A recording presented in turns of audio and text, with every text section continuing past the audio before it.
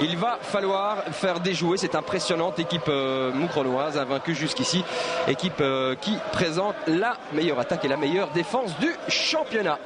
Et pour l'instant, une première récupération du côté louviérois. Avec peut-être une première faute, non? Ballon récupéré par Sommet qui vient déjà semer la zizanie là dans le rectangle. Peut-être déjà une faute. Monsieur Billois bien placé. On réclame bien entendu une faute sur Ibrahim Sommet. Mais ce n'est pas terminé avec Chebaiki.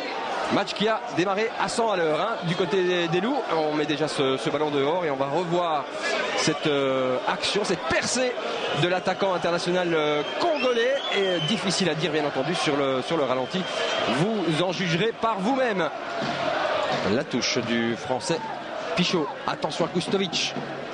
Niquez était directement dans les parages et attention à cette première frappe aussi, elle était cadrée. Voici le premier envoi de cette rencontre. C'est Félix Kéran. Il s'est essayé, il y avait de l'espace pour armer un tir qui n'a finalement pas inquiété Grégory Delwart. Kameniaris. Elkanchaf qui vient demander. Ouais, c'est bien joué cette petite déviation de Sinchebaiki, le centre de Kameniaris et Sommet qui ne parvient pas à frapper cette balle de la tête. Ce sera un coup de poing, premier coup de poing du match, concédé par Benjamin Delacour. Et c'est Kustovic qui se prépare peut-être à frapper ce coup franc. Premier coup franc intéressant pour Moucron. Il a une bonne frappe, Kustovic, on le sait. Et c'est cadré, mais c'est directement dans les gants de Delwart sans danger. Johan Bombard. À nouveau Sinchebaiki. Ça s'est bien joué avec Gasparotto. Gasparotto qui est contré. Et la perte de balle, attention à cette récupération maintenant de Niquez qui ouvre de l'autre côté pour Sommet. Sommet qui rentre dans le rectangle, il tente une frappe, est-ce que ce ballon a été touché? Et encore un nouveau carton, mais que se passe-t-il? Il a vraiment la jaunisse ce soir, si on peut dire, monsieur Gerd Billois. 4e carton jaune pour Moucron. Encore 10 minutes dans cette première période. Coup franc pour Moucron, donné par Félix. Ballon récupéré. Peut-être maintenant une reconversion rapide du côté de la Louvière avec Gasparotto qui est parti à grande enjambée. La profondeur pour Faras. Faras, obligé de temporiser. Il tente d'effacer Martin Lorit. Et il parvient à centrer au second poteau. Sommet, la tête, le bon retour. Il était temps en défense là du côté moucronois. C'est Félix qui est intervenu. Ce sera un coup de coin pour les Louviérois. Faras avec Chebaiki encore. Pour l'instant, on joue latéralement du côté de la Louvière. Attention à cette petite hésitation d'Endiaï. Ballon récupéré par les Moucronois. Ils n'en font pas forcément bon usage. Bon positionnement de Niquez. Et maintenant, peut-être de l'espace pour Bombard. Gasparotto vers l'avant. Attention, Gasparotto, il a une bonne frappe. Il tire au but. Et le gardien de Moucron qui se loupe là. Petite boulette. Petite savonnette pour Sébastien Montuel. Il reste 8 minutes à jouer. La Louvière pousse, ça c'est clair. On revoit, on connaît la frappe de Gasparotto. Dès qu'il en a la possibilité, eh bien, il frappe au but. Chebaiki. Thierry Pister qui demande de tourner un petit peu le jeu. Sommet. Joli contrôle de la poitrine et il passe, il rentre dans le rectangle, il va faire parler son explosivité. Et là, pénalty ou pas? Monsieur Billois sort directement un carton pour Ibrahim Sommet. Thierry Pister furieux sur le 4e arbitre là. Ndiaye avec Elkanchaf qui se retourne bien. Elkanchaf toujours vers l'avant et maintenant Sommet qui a la balle. Il va pouvoir frapper au but. Et le but! Ibrahim Sommet! 20 minutes de jeu en deuxième mi-temps. Écoutez-moi l'ambiance.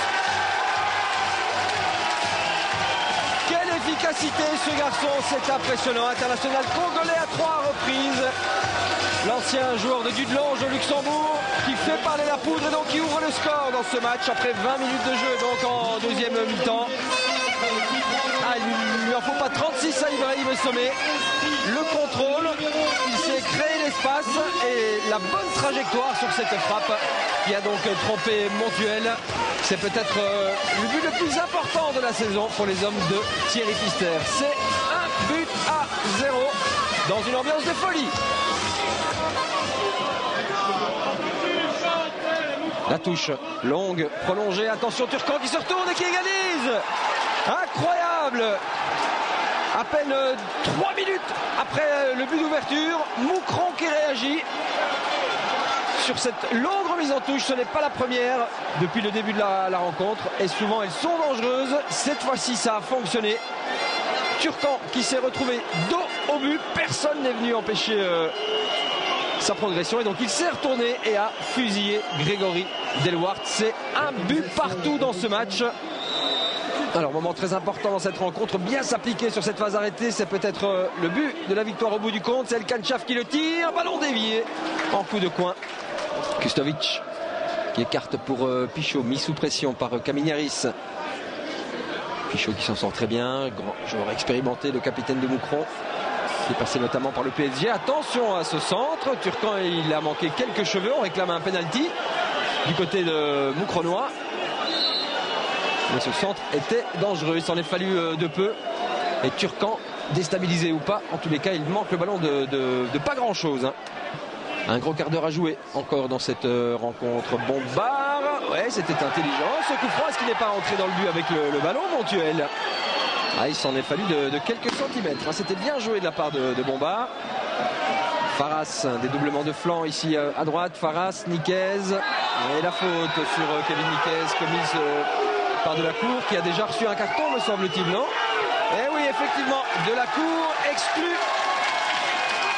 Carton rouge à la 34e minute de jeu en deuxième mi-temps. Et donc, pendant 10 bonnes minutes, Moucron qui va évoluer à 10 en perdant l'un de ses défenseurs.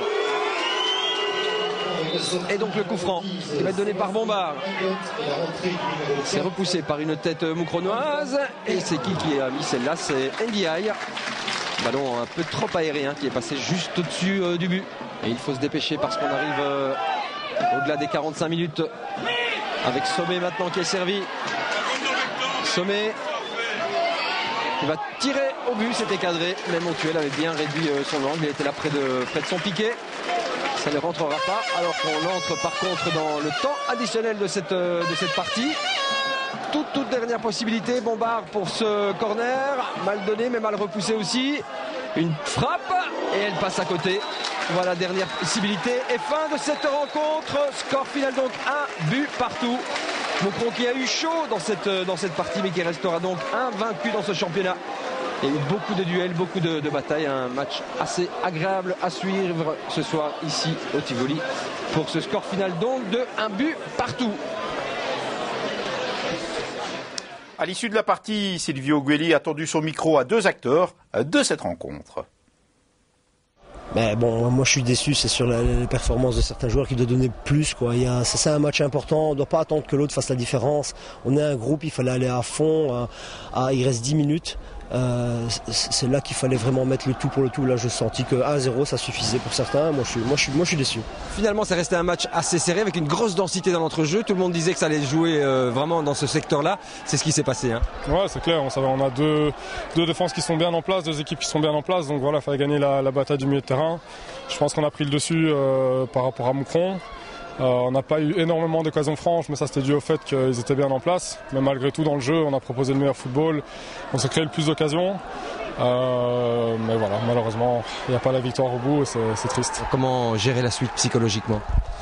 Non, il n'y a pas de coup sur la tête. De la manière qu'on a joué aujourd'hui, on peut se rassurer justement que le championnat est encore bien long et pour Moucron aussi. Alors, grosse ambiance aujourd'hui, hein, c'est presque une première ici pour vous au Tivoli, hein, c'est impressionnant. Hein. Ouais, c'est impressionnant, j'avais connu ça contre Anderlecht en coupe et lors du tour final il y a 2 ans. Voilà, c'était aussi un beau duel dans les tribunes. Là, je pense que c'est nos supporters qui remportent le match et voilà, mais c'est très, très chouette en tout cas. Voilà, on reste toujours au Tivoli pour découvrir cette fois comment les 2 entraîneurs, à savoir Thierry Pister et Philippe Saint-Jean, ont vécu cette rencontre. Un regard croisé, suivi des yeux par Philippe Sainte et notre caméra pilotée par Roxana Gunners. C'est un ancien espoir local, désormais star en Division 1, qui a donné le coup d'envoi de cette rencontre. Au sommet, Yacine El Ghanassi a gardé une âme de loup. Non, c'est sûr que ça fait plaisir de revenir aux sources. Et voilà, j'espère juste une chose, c'est que la Louvière remporte ce match aujourd'hui parce que voilà, je pense que ça fait plaisir à la ville et d'avoir beaucoup de gens comme ça. Quand on revoit un peu ça, ça nous fait penser un peu à la D1, donc ça fait plaisir que la Louvière remonte un peu en D2. Ça ferait plaisir, je pense, à la ville. Match des retrouvailles également pour les 2 entraîneurs. On se souvient qu'en 2008, Thierry Pister avait été l'assistant de Philippe Saint-Jean à Mons avant d'assurer un intérim à la tête de cette équipe. Les 2 hommes ne gardent pas spécialement un souvenir mémorable de cette collaboration.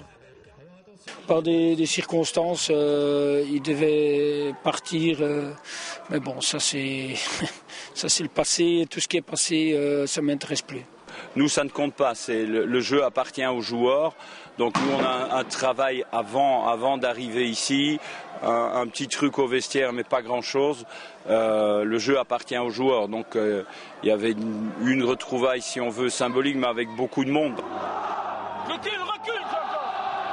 Thierry Pister, qui a fait monter Mons de Détroit en D2 en 2001, aimerait rééditer cette performance avec l'URLC. Samedi, son équipe n'avait pas le choix. À 9 journées de la fin du championnat, les Bleus comptaient officieusement 7 points de retard sur le leader. Pour entretenir l'espoir, le T1 Louviérois devait donc damer le pion à son homologue et aîné Moucronois, dont la carte de visite est bien remplie.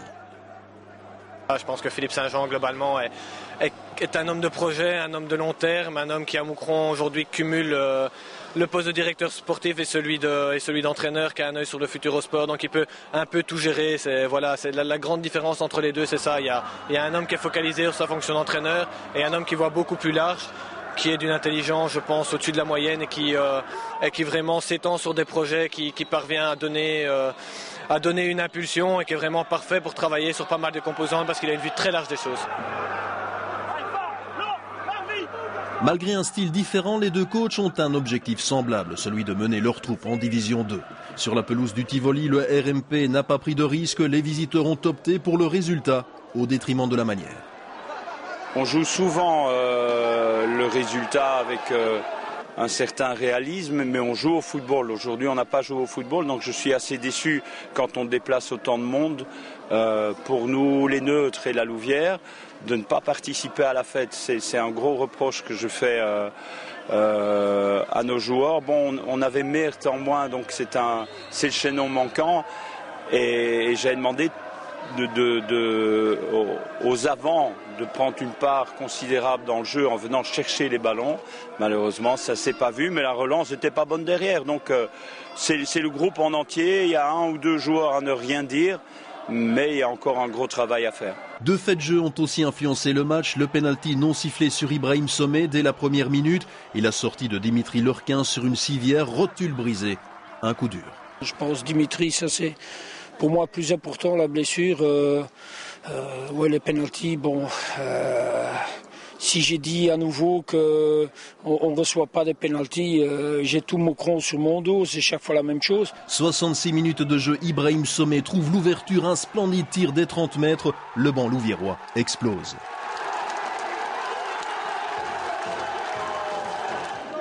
Malheureusement, la joie sera de courte durée. 120 secondes plus tard, Turkane égalise 1-1, le résultat final.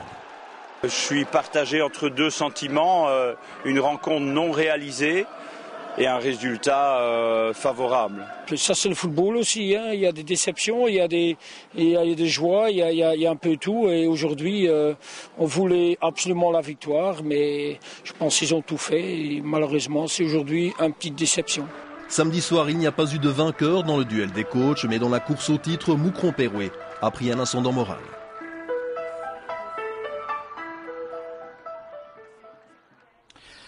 Sachez que Dimitri Lurquin, victime d'une fracture de la rotule, a été opéré ce matin. L'opération s'est bien déroulée, mais son indisponibilité serait de 6 mois, ce qui n'arrange pas les affaires de Thierry Pister. Depuis quelques jours, la direction du club l'Union Royale La Louvière Centre, à savoir son président Murat Akal et le vice-président Roger Leclerc, avaient annoncé à nos confrères de la presse écrite une possibilité de départ à l'issue de la saison. Ces derniers parlant d'un manque d'intérêt des investisseurs dans le nouveau club phare de la région. Philippe Sainte a tenté d'en savoir un peu plus. Malheureusement, du côté de l'Union Royale La Louvière Centre, on préfère attendre quelques jours. Par contre, du côté des autorités communales louviéroises, on tenait à apporter quelques précisions. Moi, je les regrette d'autant plus qu'elles sont, à mes yeux, arrivées au plus mauvais moment. Si on veut démotiver une équipe, je crois qu'on ne pouvait pas faire mieux. Je pense qu'il faut raison garder, que chacun assume les responsabilités qui sont les siennes. Nous le faisons, les responsables du club le font jusqu'à présent. Que chacun continue et je crois que ça ira bien comme ça. Alors la direction regrette un manque d'enthousiasme de la part de sponsors et critique un petit peu aussi la ville, clairement. Il faut savoir qu'un des principaux sponsors, si pas le principal, c'est la ville de la Louvière, parce que tout ce que l'on voit ici en termes d'infrastructure, d'entretien, d'éclairage, tout est pris en charge par la ville de la Louvière. Je crois que ça, il faut le dire clairement. Et je tiens aussi à être très clair sur un autre sujet. Il est hors de question que la ville s'immisce dans la gestion des clubs sportifs, qu'ils soient football ou autres. Donc je crois que l'aspect sportif n'est pas de la responsabilité de la ville de la Louvière. Hors de question que la ville mette 1 euro dans un club, quel qu'il soit, ici comme ailleurs. Nous faisons tout ce que nous pouvons en termes d'infrastructure et nous n'irons pas au-delà. Ça, je crois que ça doit être dit également. Ce serait dommage, vu l'engouement aujourd'hui pour cette rencontre, de ne pas avoir un club de haut niveau en Division 3 ou en Division 2. Vous allez rencontrer les dirigeants de la Louvière prochainement? C'est prévu, bien sûr, c'est prévu. Nous nous rencontrions régulièrement auparavant. Suite à ces déclarations, j'ai souhaité les rencontrer pour faire le point de la situation. Je dirais que globalement, les relations sont bonnes. Il y a eu cette sortie malheureuse à mes yeux, mais je suis convaincu, pour les avoir rencontrés tout à l'heure avant le match, dans un très très bon état d'esprit, qu'une mise au point est nécessaire et puis on redémarrera de plus belle pour ensemble, je pense, décrocher un titre en Détroit.